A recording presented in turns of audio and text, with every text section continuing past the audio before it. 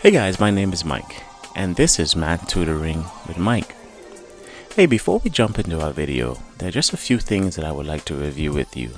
The first thing is that I want to implore that at the end of this video, by the time that you reach the end of this video, I want to make sure that you understand the principles that we went over today in this video.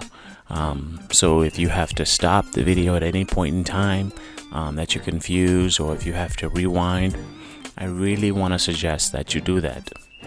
The second thing is that after you've reached the end of this video, that you actually go back and try solving the example problems on your own.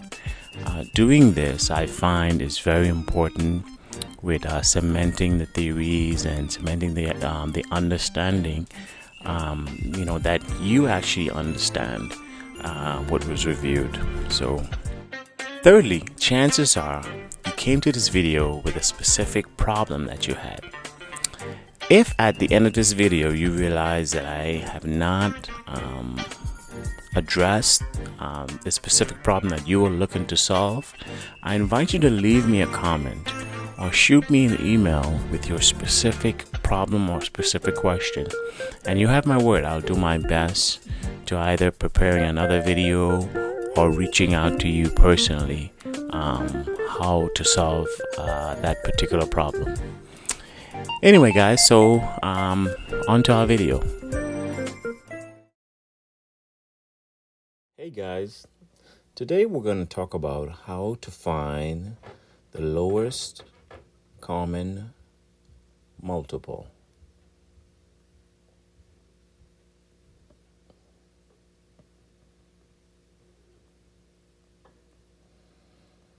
Before we do that, we should identify what is the lowest common multiple.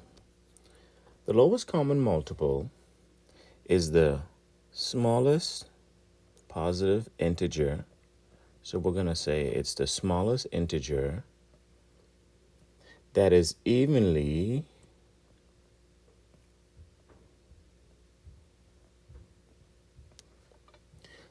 evenly divisible by all of the numbers in the set. So when we say in the set, we mean like in the question when we ask find the lowest common multiple of, if we say find the lowest common multiple of 2 and 3. When we say in the set, this is what we mean by in the set. Okay, so just to recap, the lowest common multiple is the smallest integer that is evenly divisible by all numbers in the set. And just for example, why don't we go ahead and find the lowest common multiple of 2 and 3. So to do that, we take 3 steps. The first step we take is we want to list all of the multiples for each number.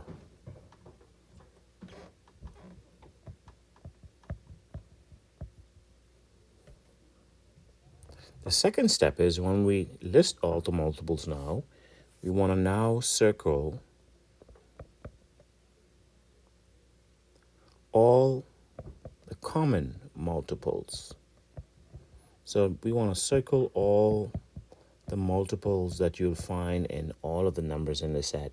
And in this case, it would be the 2 and the 3. And then finally, once we circle all the common ones now, the smallest common multiple is equal to the lowest common multiple. You may find that this is also can be referred to as the least common multiple.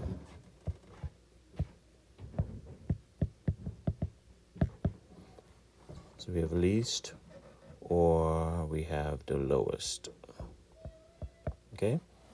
On the next page, we're going to find out now the lowest common multiple of 2 and 3. Okay, here we go.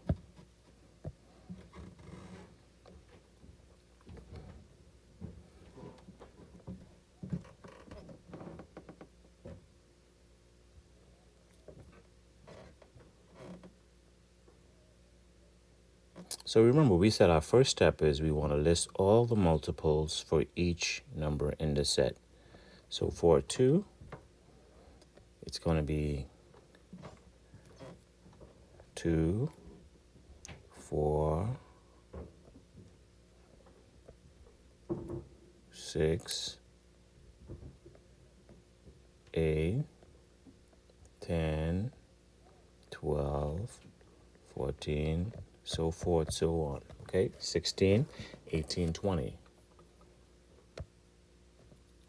The next one is we want to list the multiples now of 3.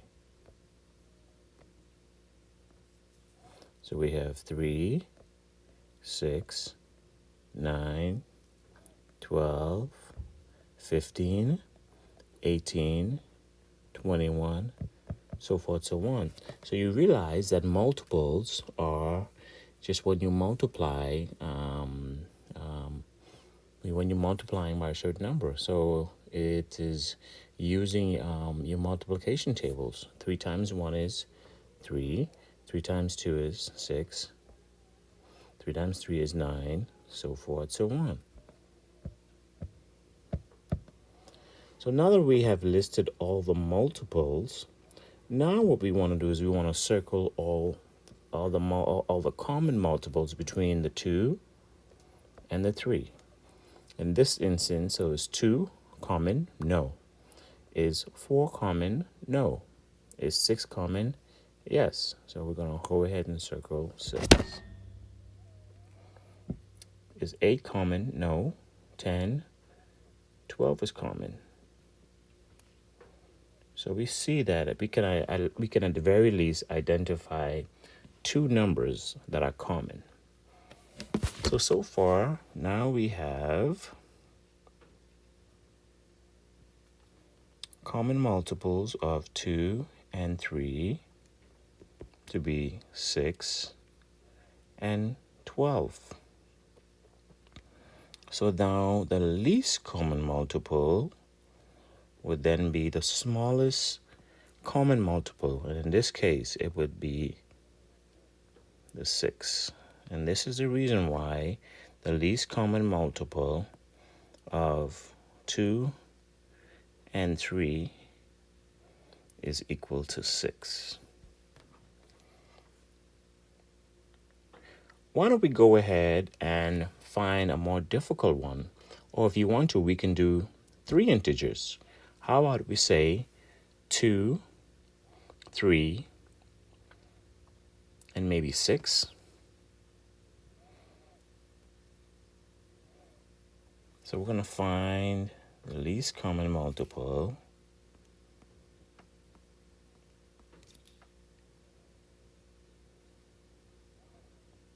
of 2, 3, I would say 4. Let's do that. 2, 3, and 4. Okay? So multiples of 2 are 2, 4, 6, 8, 10, 12, 14, 16, 18, 20, so forth, so on. The multiples of 3, if we remember, 3, 6, 9, 12, 15, 18, 21, 24, 27, 30, so forth, so on. Now you may see that I stop after a certain point. If we want to do, we can keep on going just so that we have a bigger set of numbers to choose from. But there's no reason why you would want to stop at a 20 or a 30. Okay? Now let's list all the multiples of 4. 4, 8, 12, 16, 20, 24, 28, 32, so forth, so on. Now, can we identify a number that is common in both? Well, let's take a stab at it. Is 2 common? No. Is 4 common? No. Is 6 common? No. And keep in mind, I'm only starting with the number on top because it's just easy to see, okay? So this, when I say it's 2 common, I'm just starting with this 2. Is 2 found in the 3 or the 4? And we see it's not. Is 4 found in the set of 3, in multiples of 3 or 4? It's not just a multiple of 4. Is 6 found in the multiples of 3 and 4? No, it's not. Is 8 found? You'll see it's not. 10? No. 12? Yes. We see 12 and a multiple of 2, 12 with a multiple of 3, and 12 with a multiple of 4. Any other numbers that are common we would find is probably the 24. You'd realize that had we kept on counting for the multiples of 2, we would go on 22, 24. Therefore, the other number we could have found to be a common multiple is 24. So we could say that the common multiples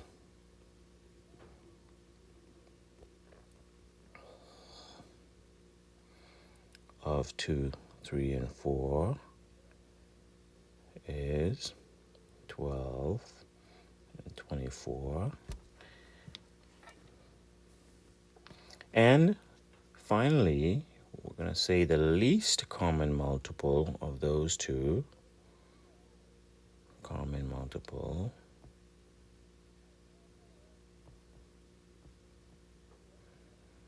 would be the 12. So the least common multiple of 2, 3, and 4 is 12. And this is how we find the lowest common multiple of any set of numbers. This is the simplest way. So you've made it to the end of the video.